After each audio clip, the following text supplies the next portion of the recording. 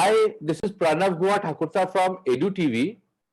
Today, we have got a very mixed kind of a topic for class 12 students, parents, their well-wishers, teachers, principals, and the examinations students are not much aware of. I'm sure CBSE is doing a lot of things for them, and I'm sure they will come with a wonderful solution also for that. But especially the middle class, lower middle class parents who are trusting that after 12 their kids wards will get into some engineering, medical, or some good career, so they are quite contented that their kids have good future. But now there is a lot of anxiety out there in terms of medical, in terms of stress, in terms of career. So I would like to introduce our learned panelist today. We have Dr. Kuldeep Singh. He's a dean at AIMS Jodhpur, and he's very actively working with COVID patients, very active in fact. We have Madam Ashna Narayan from Indian High School, Dwarka, New Delhi. Hi, ma'am. How are you? We Good, have good. Dr. Suchitra Bhattacharya. She's the principal of Manav Rashtra International, Faridabad. And we have got very experienced principal, Dr. Sangeeta Bhatia, who has spent a lot of time in US also. And she's running KIIT school in Delhi. So I would like to start with Dr. Kuldeep. Sir, how should the students, parents get over anxiety, and what all they should be careful about this COVID, the second wave, the third wave, because no one is aware of what is going to happen. So, Dr. Kuldeep, over to you. Yeah. Thank you, Pranavji. This is very important topic, and I think this is everybody is passing through this anxiety moments, and this is natural and this is reasonable also, considering that we don't know much about the COVID still. There are many lacuna in our understanding of the COVID because unless until we know about a disease, the full spectrum of the disease, the treatment for options available, the anxiety always remains. So that is with everybody, but gradually, over a period of 1 year, we have learned so many things about the COVID, and also we have learned about the mutations which the COVID is taking place, and the way we can manage these problems. But there is a just anticipation that there may be a third wave also. The one of the important thing is that we have to prepare, because it has been seen if we are well prepared, then you tackle those situations better. So that's why it is very important for us, everybody, including the children, the school teachers, the principals, the medical doctors, medical team, administration. Everybody should be well prepared, so that if anything happened in the coming months, we can should take care of that. Regarding the school educations, this has been to some extent greatly affected in form of like practical aspect. The practical aspect and the interaction with the students has markedly decreased, but it has given us an opportunity to think about the other modes of teaching and training of the students in this situation. So that's why it is a good thing that we are able to experiment with so many methods, and we are now able to find out whether the online education is working or not. But from the medical point of view, and from the like development of the country point of view also, where it is required that the student should be prepared for the future. And I think this is the best time to prepare for the future. We don't know what will happen in the future. There are many families which have been affected, many beloved members have been lost, and there is a disruption, say, of the earning, a disruption of the education, the jobs, and other things. And that has created an enormous pressure on our in everybody, and including the state and the government, to do something for that. So that's why we have to prepare for that also. And I think in this time, education should take a new shape. It should not be like which is related to the like memorizing the facts and just vomiting it out in the exam. It should be more of the contextual. Now this the context which is I am talking about is that we are learning so many things about the COVID, the way we are behaving, way we are like what is the reason for spread of this COVID is also another form of behavior. So behavior comes from the education, And behavior is the ultimate thing which determine how we behave in the society. So education is just a part of that, and literacy is the lowermost thing. That is, we know about how to read and write and communicate, but the education is to think reasonably about those part. And the behavior is the how actually we are performing this education in our day-to-day life. So what we are learning now, that students should be prepared for the behavior change, and especially the targeting population is between 10 to 19 years. What the reason for spread is, one of these is also that they don't follow the usual routines and the commands of the parents or the teachers, and they think that this will not affect us. We are invincible. We are like we cannot be affected by the COVID, and they take all the type of risk, and that has created a lot of problems. Because in our Jodhpur also, one of the engineering institute, there are 125 students got affected, but in our medical institute there was only 5 or 6 students who've been affected. So how the behavior is determined by how well the parents and the teacher tell them about the things in the way they use the nudging. So this determine the way we behave. So I think in this trying time, there's a lot of scope for learning new things about the values, human values, apart from the knowledge which we are imparting to the students in the science, technology, or the arts, or the any of the subject. So this is a anxiety creating time, but also this is a time that we should think calmly and coolly about what is happening, and take the judgment based on the available scientific knowledge. Wonderful, wonderful. I think Dr. Kuldeep has pointed a very important thing: preparedness. Like engineering colleges got affected more than medical colleges, where the students are exposed to the COVID patients every day, night. So I think preparedness is one of the very important thing what Dr. Kuldeep Singh has said. I would like to invite Madam Dr. Sangeeta Bhatia. I think she's very experienced principal, and recently she lost her students also. So, Dr. Sangeeta, the main stakeholders of our education, the students, we are losing them also. I would like to hear your views, your advice on the subject. Thank you, Pranavji. I'll take it from where Dr. Kuldeep left. In fact, he's raised very pertinent concerns, which is pointing more towards us as a community, as a society, in terms of our coping mechanisms. You know, we were not really prepared for the second wave.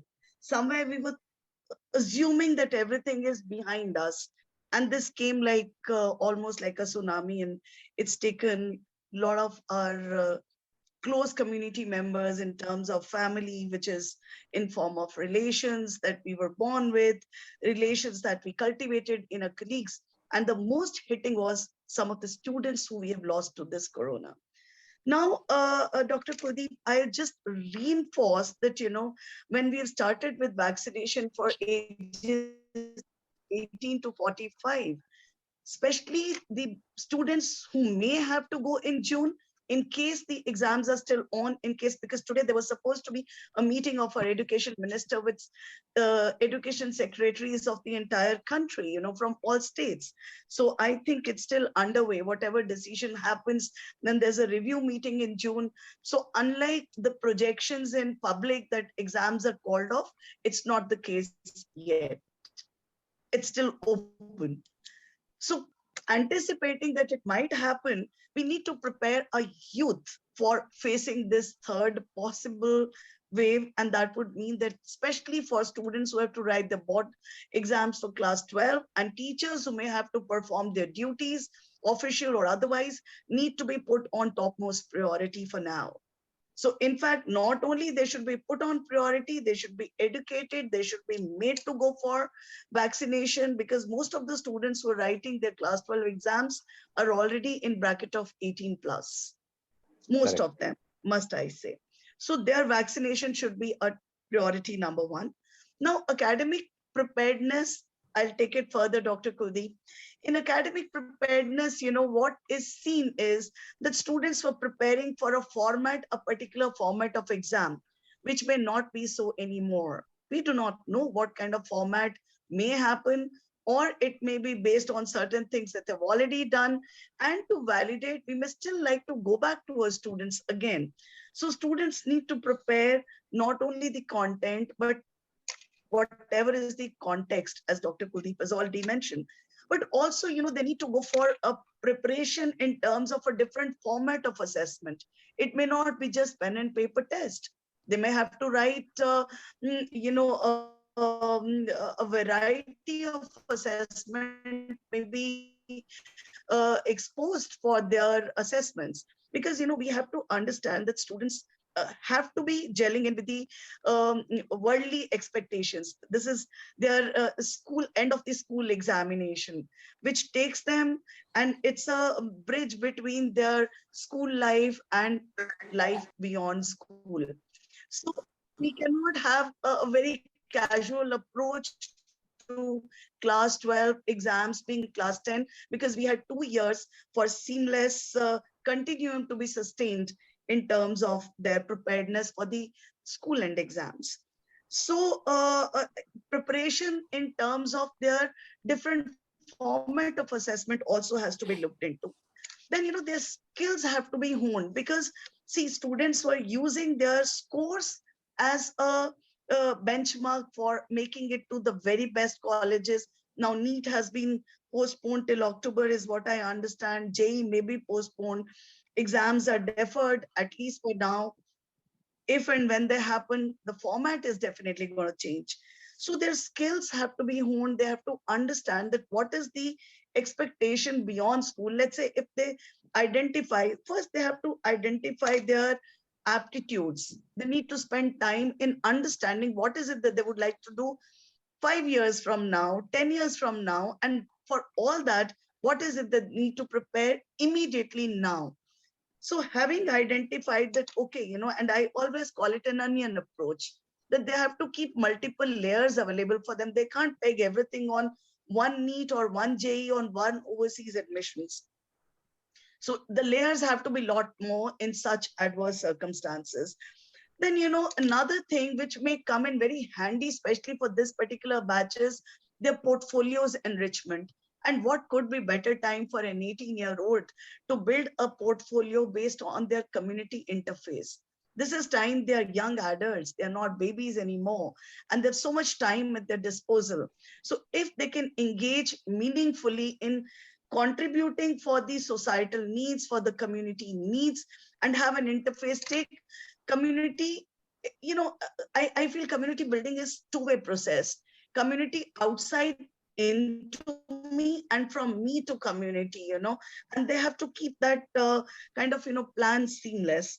And most important thing during this time is a sense of discipline they need to inculcate, because whatever they accomplish from now on is not what is fed from outside, but what comes from within. And what comes from within requires an extreme sense of discipline, which is self-discipline. And self-discipline is, Right. I think I'd like to end with that. I'll just sum it up. I think, Medical preparedness in terms of vaccination, academic preparedness in terms of purpose, assessments beyond the pen and paper, explore avenues, engage with community, add to your portfolio, and an extreme sense of self-discipline. That's it. Thank you. I think Dr. Bhatia has really suggested students, parents to use this time for portfolios, for SOPs. And the first thing is the medical preparedness. I think if we have got healthy students, we'll have a better future of this country. So as Madam Ashna and Dr. Suchitra, both of them are from the armed forces background, so I would request Madam Archana, as Dr. Sangeeta, from where she ended on the discipline, have we got a bit careless in last few months? And because we have landed where we are in NCR in southern part of India, as Madam Anupama Ramachandra is also there from the southern part of the country. She is the principal of Delhi Public School Electronic City. So Archana, I would like to have your views. Have we got a bit careless that brought us to this place today? Thank you, Pranav, first of all, for providing this opportunity. And thank you, Dr. Kuldeep and Sangeeta ma'am. You both wonderfully explained the present situation. and what everybody is going through. So definitely this pandemic has caught everybody all of a sudden, especially the second wave. We were not prepared. But now, since we know the repercussions of the second wave, it is very important for everybody to be fully aware and then understand the nitty-gritties. And what Dr. Kuldeep said, that scientifically one must understand that what are the root causes, because we got to understand the root, then only we can plunge headlong. Otherwise, it is going to create problem. And then we should also be away from the rumors. Before I come to the discipline part, Pranav, we should be away from the rumors, because that is also creating a lot of problems these days. You know, especially our WhatsApp university is really taking a toll, you know, so people have to use their wisdom when they go through any kind of a news. They must get deeper into details to understand whether it is true or not straight away just believe it Right. and then pass it on. That is very important. And yes, that also is a part of the discipline, because if we are disciplined, we know what is right and what is wrong, then probably we will not simply forward the WhatsApp messages just like that. And Correct. definitely, as far as the students are concerned, since they have not been coming to the school from quite some time, it is 1 year plus, and come what may, discipline comes when they come to the school. They follow a set pattern, wherein there is a set timetable. They wear uniform, and then the teachers are there to guide them, monitor them, and help them to become more disciplined. So all that they are missing. And this age group is such, you know, which is more of a rebellion kind, you know, so they don't listen to the parents. They generally, you know, whatever, even see the same statement if the parent is making and the same statement if the teacher is making, probably they will listen to the teacher more than the parents. More. Parents, not that the parents sitting at home are guiding them something different. Probably they are telling them the best possible things which are going to do good to the children in future, presently also. But then they probably, you know, because of their adamantcy and the kind of environment they are going through is making them go more indisciplined. So here, you know, something which is very important as far as the school is concerned, the teachers are concerned, that we should have more of a communication with these children. We should have more counseling sessions with these children, so that the gap which is, you know, building up should get bridged. It is very important to take care of the not only the discipline part, but also the mental well-being, because along with the discipline, the mental well-being is also getting affected. You know, their nutrition is getting affected, their health is getting affected. So once they become disciplined, then automatically everything is going to fall into place, and the children will not be then, you know, going haywire. They'll be listening to everyone, they'll be following a regimented routine, and then they'll be able to probably focus more on the studies. Because yes, definitely there is no doubt that right now the focus is also going haywire. They're not able to give attention because of the anxiety, because it is being created, you know, by the pandemic, and everybody is going through it. So it is very important for us to make the children understand that, look, if the pandemic is there, the anxiety is there, it is there with everybody. So we have to remain calm, we have to remain composed, and then we'll be having clarity. And once there is a clarity, then we are able to focus, then we are able to pay attention to everything. And the discipline, that self-discipline also needs to be understood. We have to make them understand about the self-discipline, being self-reliant, that how they have to set a timetable at home also. That wherein, you know, they should divide their time, that or what, from what time to what time they're going to study, from what time to what time they're going to sit in front of the television, and then maybe go to the social media, all that. So there has to be a regimented routine, which can only be explained to them through more and more of counseling sessions, through more of communication. And also my advice to the parents, that they should also keep the communication channel very, very open. They should not pass on negative remarks that your life depends on this particular exam. No, because this is where we go wrong. We have to tell them that, yes, if you do well, if you do hard work, your you know, the result of this exam is dependent on your hard work. and then your life, further ahead is going to be successful. But we make all negative statements which put the children more into adamancy, and then they don't want, they know it. When you ask them, when I have one-to-one session, they tell me that, ma'am, I know all of it, but then because the way my parents are after my life, then I feel that I should not do it. Because these days the pressure is not for the child. The child is not going to crack the exam or not going to appear the exam for himself. That's the irony of the whole situation. They are appearing for the exam probably for the father, for the mother, for the uncle, for the aunt, for the neighbors, for the sisters, for the Correct. brothers, for Correct. the pets, and for the servant. If it's like that, that's the irony of the situation. So we have to make them smart children. So, and make them realize that why discipline is important, why being self-reliant is important, and how it is going to affect their future course of action. And once we tell them that, then probably they'll be able to understand it and they'll be more disciplined. So thank I, you so much, Pranav.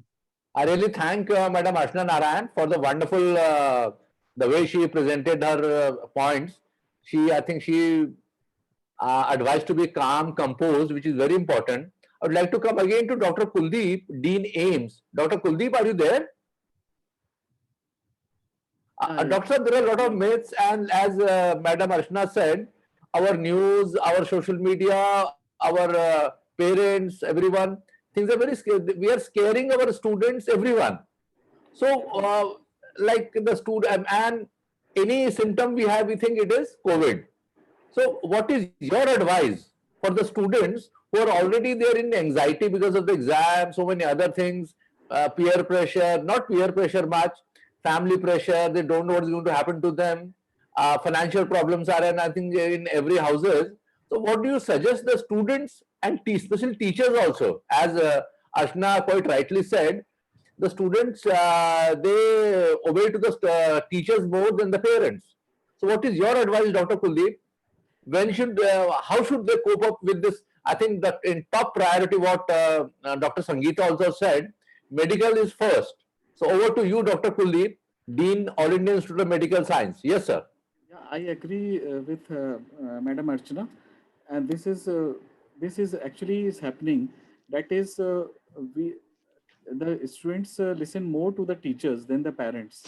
Parents may be trying very hard to tell them the truth about the COVID, but the teachers are in the right position to convince them about the right information about the COVID and the anxiety. So basically, as she has already pointed out, that the social media, even the WhatsApp, it is acting like a university, and also there is a media people. They are creating a lot of panic in the society. To some extent, that is also correct, but too much panic also causes anxiety, and it also result into a lot of misinformation, misuse of the drugs, misuse of the condition, Correct. misuse of the diagnosis. So that's why at this time it is very important to remain calm and composed, and first of all listen to your family doctor. I think the most important person who is there, Right. because they know about the all the features of the coronavirus.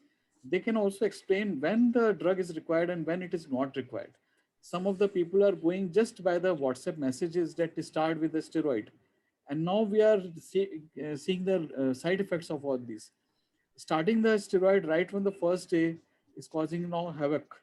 There is an increased incidence of mucormycosis, which is more deadly than the COVID infection. In a COVID infection, if we just keep a track of the fever and the oxygen saturation in a home isolation for 5 days, 3 to 5 days, only if the symptoms are not subsided in 5 days, or if the fever is more than 102 degrees Fahrenheit for 3 days, more than 3 days, then only we should be panicking. And if the fever is not controlled by the paracetamol after 5 days and the saturation is dropping below 94, then only they should consult a doctor and then start the steroid, not from the first day. Simple advice of the doctor, and for every drug and the medicine, even for the oxygen therapy, oxygen is not required in all cases. There was a black marketing for all these drugs. Even the paracetamol, the pulse oximeters, the thermometers, the dexamethasone, they were not available because of all this panic. And now they will see that the after effect of that. now they will remain useless for anybody, because the COVID is decreasing. This wave is going to decrease. Within 1 week or 2 weeks, we are going to see the downfall of this COVID peak, because every virus behave in a similar fashion. There's an increase, Okay. there's a peak, and then it falls down. Then all these people who have stored these medicines and essential items, they will be useless for anybody. So that's why for the family to understand that they should always be in touch with a doctor rather than the social media. And the only thing is that you should be cautious. Definitely, there is a requirement of a cautiousness, because COVID is rapidly causing deterioration also. But at the same time, right medicine at the right time is very, very important. Oxygen, if it is required, then it should be taken completely, not dependent on the cylinders, but in the hospital visits. And also, there is a lot of information specialists are providing about especially the pulmonary medicine people. They are providing the right type of medicines at the right time. So I think, first of all, as a teacher, it is our responsibility to get in touch with as Archana and Sangeeta has also already stressed, that the communication is the most important thing for the preparedness. Communication channel at this time should remain open. If you are a very nuclear family, it is more important, Correct. because lack of communication can cause deterioration in the family member, especially those who are high risk. But even the low risk people are getting affected with the respiratory infection. So we should understand everything from our family doctor. That is the first thing. I think excellent, Dr. Kuldeep. You also pointed out communication, which is, I think, missing out here in our country itself. I'd like to come to Dr. Suchitra Bhattacharya from Manav Rachna International School, Faridabad. Dr. Bhattacharya, as we always forget also, we are again forgetting that the students are going through their adolescence also. Previously, they were getting some information from their peers, and which now they can't talk to them. At least they can't be so vocal on the phone and talk to them about it. So what is your advice? How should these students tackle so many things? COVID, exam anxiety, adolescence problems, and other things. Dr. Suchitra, over to you. Yeah, thank you so much, Pranav. In fact, it was really a wonderful moment listening to Dr. Kuldeep giving such elaborate way and explaining how we should react. And before me, Sangeeta ma'am and Archana ma'am have really dealt with the same topic well. In fact, I was more keen on talking about the mental health of the students at this Correct. particular moment, as you have pointed out. The anxiety is actually varied with the students now. Definitely, the way you have said, the family, the joblessness and the family, the parent, maybe two parents were working, now one parent is only with the job, or that too with the salaries being lessened. Reduced. So Yeah. there is too much of anxiety. And then their anxiety related to the exam preparations, the exams result, the actually whether postponement of the examination. Initially it was something, and then later there was a postponement, and again now they are not aware of what is going to happen to them. Then comes in their entrance for the colleges. Why are they going to lose a year? What is it? There is too much of anxiety around. In fact, not only that, there are students going in for depression, and therefore we definitely, as doctor said, we will be definitely taking care. In fact, we as school heads, as school teachers, we need to talk to our students, so maybe through podcasts, through emails, or oblique direct connect, oblique messages, or webinars. We need to connect with our students, telling them that they are not alone in this pandemic right now. We all are facing the side effects of the lockdown at our own level, be it the eldest person in the family or the youngest child of the early years. So one thing that we need to assure to them is they are not alone. Second thing that we need to tell them is not to give up. There is always a solution. Hundreds of doctors, hundreds of researchers are working throughout the day and night to ensure that something comes up for the betterment of the society, of the country, in fact, of the globe. So they are not alone in this war of COVID, I could say. So that is again another assurance that we need to give. And the most important at this particular moment with the adolescents, as you have mentioned, we need to tell them that they are important to us. The moment we give them that assurance that yes, children as children, they are very important to each and every family member, to the school, I think that anxiety should go away. And we need to, as Sangeeta ma'am also said, we need to tell them to engage. This is the best time that students can engage in various works, like preparing portfolios is something excellent. We go in for internship, we go and see that we pay for different companies and get an internship for our students. Why can't children get involved in the communities? There initially we saw there was so much of lack of people were dying because of oxygen, less of oxygen, less of bed. Then immediately we have seen various organizations, NGOs coming up with so much of facilities. They are establishing oxygen available for the availability of the oxygen. They are establishing isolation centers. So students, now that they are grown up, they are 18 plus oblique 18 at the earliest, I could say, for class 11 and 12, they could get involved, because pandemic has given us one scope which we have to admit, that technology, through technology we can do everything possible. Connectivity is something. They need to connect with their families, extended families. They need to connect with their peers. They need to get connected with their teachers. This is something which we need to educate our students, so that they are always in touch with us, and maybe they engage them in various community works, get involved.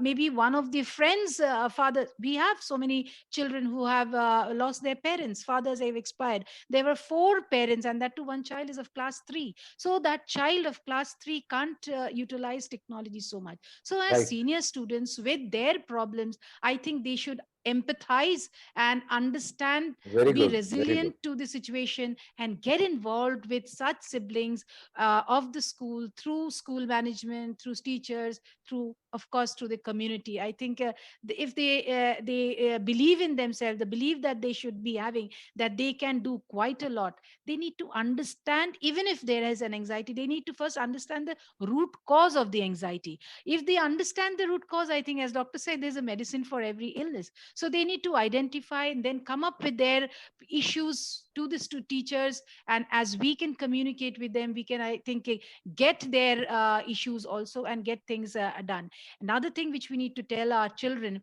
that in fact it's important for us, exercise. Even while you are indoors, you need to ensure that there is some sort of physical activity which you need to take regularly. Have good sleep, have proper food, not having junk food at all. I think these really play a long role, I mean a big role in the long run, that students need to get connected with the teachers, and of course as teachers we need to get connected with the families, and definitely with the communities and the society, to come out of that. And we will definitely Excellent. come out of it, for sure. We will conquer it. Yes, we have lost a few lives, but then that we couldn't help it. But definitely there are hundreds of people who are getting better, who are coming out of the COVID situation. So that's a motivation that we need to show to our students, and I think together we will definitely overcome this crisis. Thank you. I'm sure Dr. Suchitra will overcome. And I think you made very valid points. And like Dr. Kuldeep said, we should consult our family doctors, because they know our family history also, they know COVID also, they can relate to things better. Now I would like to come to the lone member from Southern India, Madam Anupama Ramachandra. I think like Delhi, even Bangalore is hit pretty hard. So ma'am, how well prepared out there we are in southern part of India, and are the problems similar what we have in northern India, and how you are tackling with them, ma'am? Very, very warm good afternoon to Pranav and all my esteemed fellow panelists. Pranav, fortunately or unfortunately, South India is not different from any part of the country as far as coping with the pandemic is concerned, especially with the students who are going to write their 12th board exams. I think the students across the country are all sailing in the same boat. So, the situation is like, if I have to draw an analogy, it is like, we have prepared the athlete for a 100-meter sprint, and they have run 80 meters. It is just the 20 meters which is remaining. You know, the final leg of the race is remaining. So now the question is, can we actually help the athlete at this point in time? You know, when there is a momentum, and you know, they have their vision on the end line, which is the board examination. Is there much that we can do? Is the question. Unlike a 100-meter sprint, yes, there's lots we can do for our students who are at this point in time where uncertainty is troubling them. They really don't know when their exams are going to be, and of course, if the exams are going to happen or not. So what is it that we can do to help them at this point in time? I feel, besides all the valid points made by all the other panelists today, I feel that there is no better time than today to promote self-care in our students and staff members. This is something that has gained a lot of momentum, rightly so, physiologically, emotionally, socially. We must promote self-care amongst our children, because this is a time when a lot has to be done by the student himself or herself to take care of their well-being. So besides following health protocols, they need to find out ways by which they are engaged socially and they can keep themselves balanced emotionally also. In addition to this, I feel our staff members should be given some special training so that they are equipped to connect with the students on a personal level on a regular basis. We cannot rely too much on parents and also external sources. Of course, there are a lot of organizations which have come up saying that we have set up a help center, and if anybody needs, they can get in touch. But I feel before that, our own teachers are in a better position to connect with our students. So we need to orient our teachers on ways of connecting with our children. You know, like what we have done is we have assigned 5 students to 1 teacher in our school, and it is the job of the teacher to personally call up students and find out, you know, not whether they are studying, but how are they doing, what did they do today, tomorrow they're having a weekend, so what do they plan to do. Very, very important for our students to be in touch with teachers on a regular basis. Now, academically, I feel that as a school, we have to keep the momentum going. We cannot let the students lose interest because of what is happening around. So, as a school, we have to plan short assessments just for students to keep in touch with what they have studied throughout the year, because long periods of break is not very beneficial at this point in time. So we have to plan some kind of a fun activity or an assessment for them so that they are in touch with what they have studied all these while. And of course, we have to train our students to sift through the whole lot of information that is available to them, to be able to differentiate between authentic information and the fake information. They should be very, very well equipped to know what is relevant information also, because it is impossible for us to tell children that don't be exposed to negativity, because there's negativity everywhere. We are talking about negative things, the media has negative things, websites have negative things. So it's only makes sense to build a fort around our children where they are protected from fake information, because they should develop mechanisms to cope up with what is happening around them. It is not very positive to block all kinds of negative information from them, but it is more useful for us to teach the children that yes, there is negativity, but how do we stay afloat in this storm? Finally, as educators, I feel that we have to come up with ways of engaging children off screen, because digital exposure, anyway, it has been proven. I'm sure Dr. Kuldeep will agree with me that digital exposure is not good for children, extended hours of digital screen exposure. So as educators, we have to come up with ways of engaging children off screen also. Conversations, we can give them activities which engages them with paper. You know, one thing that I realized as a teacher is that my children did not even write 10 pages of notes the entire year, because we kept sharing notes digitally, and they kept saving that. They never wrote. So I think we have to get back to the basics and give them work to be done on paper. Tell them that you will write it and you'll click an image of that and send it to me for me to read it, rather than asking them to type it and send it to us. So if we get a little more innovative, I'm sure we will be able to engage the children throughout the day in such a way that not only are they in touch with their academics, but they will also ensure that they take care of their well-being themselves, because right now I think self-help is the best kind of help that our students can get. Thank you all for your patient hearing. I think Anupama pointed out very important thing, like the teacher should communicate, because they have already developed, they are already connected. They already have a connect from 2-3 years, or sorry, from 2 years, from the time pandemic have started. So from them, sending the knowledge, sending the information will be easier and better. And as Anupama rightly pointed, like students are lacking now the writing skills. I think that will also reflect in the board examination. I would like to request Madam Alka Singh from Bluebells, Gurugram, where things are spreading fast, and Gurugram being most important city of Haryana, I think there is a lot of influx of patients from various parts of Haryana districts, and I think the things have choked also, but a lot of new things have happened in Haryana, like there are drive-ins for COVID. New things are also there. So Alka ma'am, over to you, to the cyber capital of India. So how things are different in your city and how you are coping, and I think you have got a sizable educated class also out there. Yes, over to Alka. Thank you so much, Pranav. And it was wonderful listening to all the educators and Dr. Kuldeep. I think, sir, first thing when we start, I would say that if there's a breakdown, there's a bigger breakthrough always in life. So we should start from there. I think the moment you said that the drive-throughs, so most of the malls, what they're doing is that the people can drive, although it's the information is saying, like, for example, yesterday they said there are 200 vaccines which are there. Maybe there are more people, but they're safe. They're in their car and they're getting themselves vaccinated. So this is what, if you look at a breakthrough, innovation is coming about, right?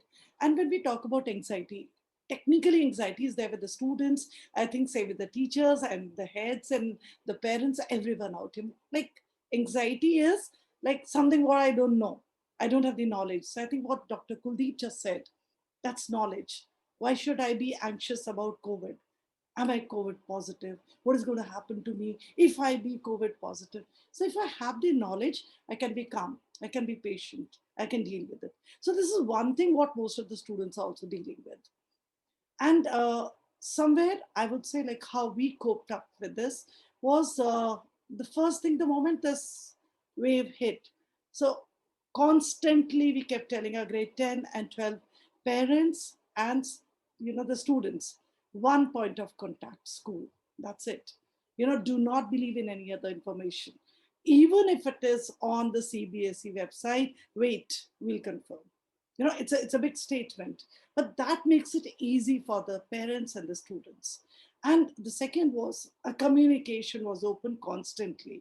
What Anupam ma'am was sharing, we did the same thing. It is a group of 6 students, and the teachers were assigned, and we empowered our present student council. Present would mean 2021-22.